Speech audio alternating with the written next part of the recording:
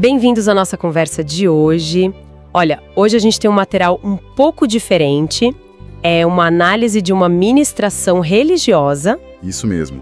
Uma fonte bem específica, né? Exato. É uma pregação do diácono Oswaldo Rosa Otero, que aconteceu lá na Igreja Evangélica Pentecostal Liberdade em Cristo. Foi no dia 17 de agosto de 2025. E o texto base foi o Evangelho de João, capítulo 1, ali dos versículos 6 a 14. Um texto denso e muito rico teologicamente. Sim, e a nossa ideia aqui é em fundo mesmo, sabe? Tentar extrair as mensagens, os pontos que o diácono levantou a partir dessa passagem.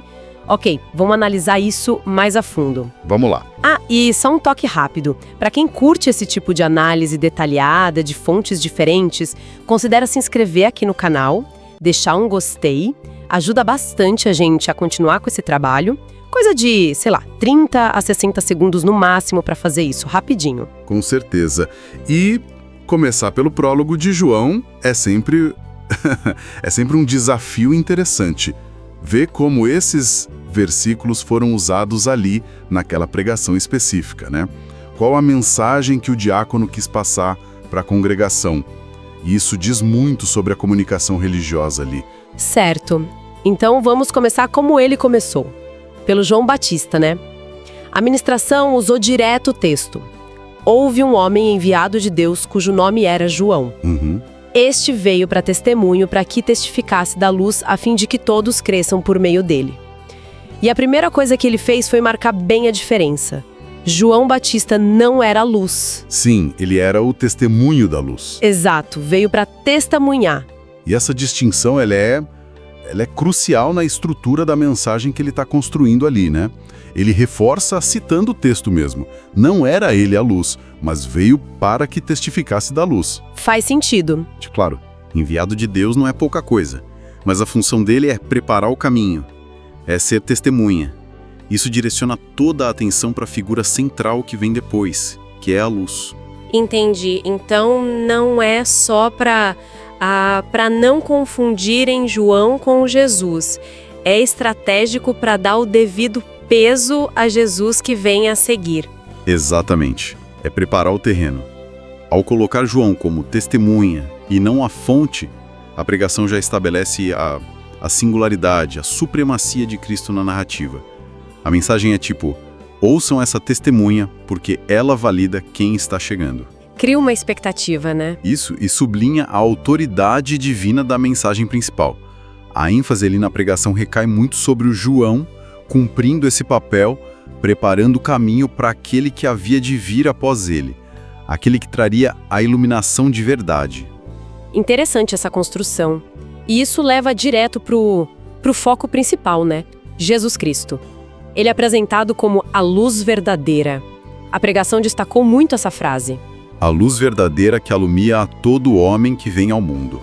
Uma afirmação bem forte. Muito forte. Mas aí logo depois vem a tensão. O paradoxo que parece ter sido bem central na fala do diácono. Estava no mundo e o mundo foi feito por ele, e o mundo não o conheceu. Ah, sim. Esse paradoxo é um dos pilares do Evangelho de João. E a ministração parece ter explorado bem essa tensão aí. Como assim? Bem, a expressão luz verdadeira que ele usou carrega essa ideia de autenticidade, sabe? A fonte original, única, de revelação, de salvação. Diferente de qualquer outra coisa que possa se apresentar como luz. Certo. E a ideia de que essa luz alumia a todo homem sugere que a oferta é universal. Está disponível para todo mundo.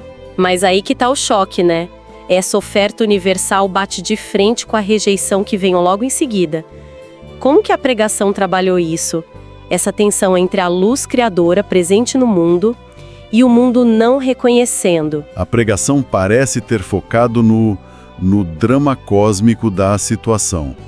O Criador, que é o Verbo, né, que estava no mundo, e o mundo foi feito por ele, não ser reconhecido pela própria criação. É forte pensar nisso. E fica ainda mais intenso no versículo seguinte que ele também destacou. Veio para o que era seu, e os seus não o receberam.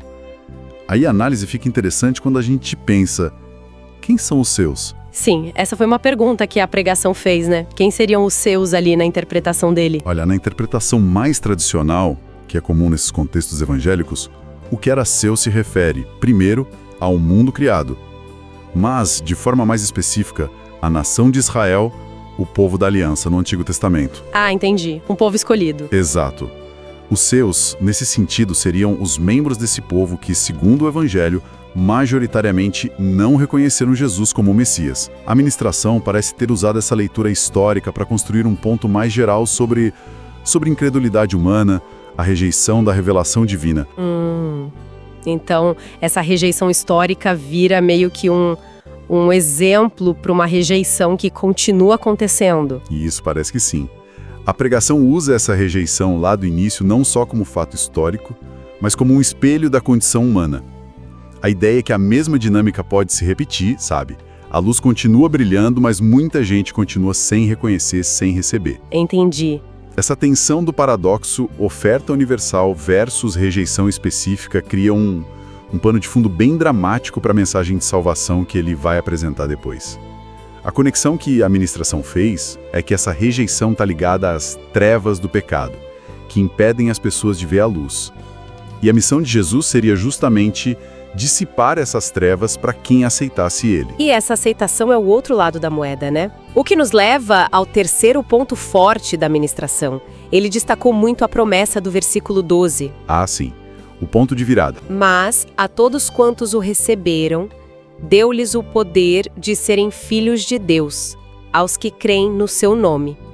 Foi apresentado como a resposta de Deus para essa rejeição toda. Precisamente.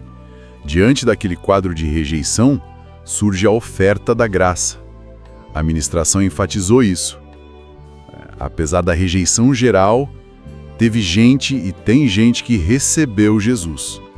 E para essas pessoas, uma transformação radical é prometida. Que é esse poder de serem feitos filhos de Deus. O que significa esse poder exatamente na visão que ele apresentou?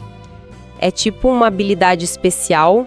Então, na interpretação que ele passou, esse poder, a palavra no grego é exousia, não é tanto uma força tipo superpoder, sabe?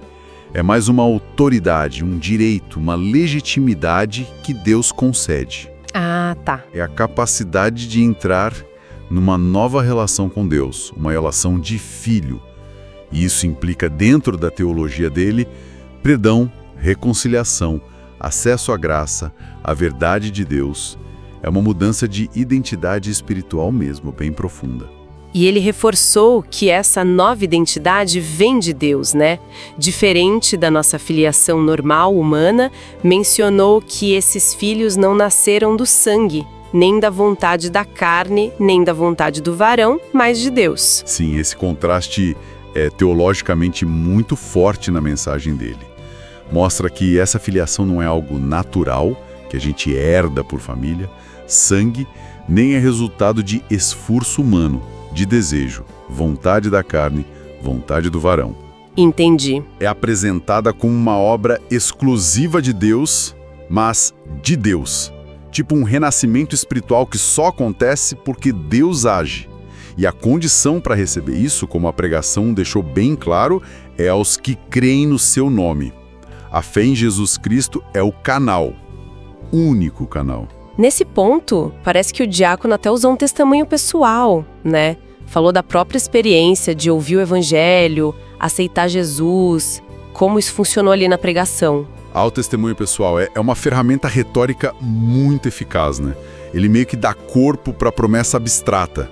Quando ele compartilha a própria história, ouviu, creu, recebeu a tal esperança gloriosa, ele está validando a mensagem. Torna mais real, mais próximo. Exato. Ele se coloca como um exemplo vivo de que aquela transformação do texto bíblico é possível, é real. Dá autenticidade, sabe? E também uma certa urgência para o convite que está implícito ali. Façam o mesmo.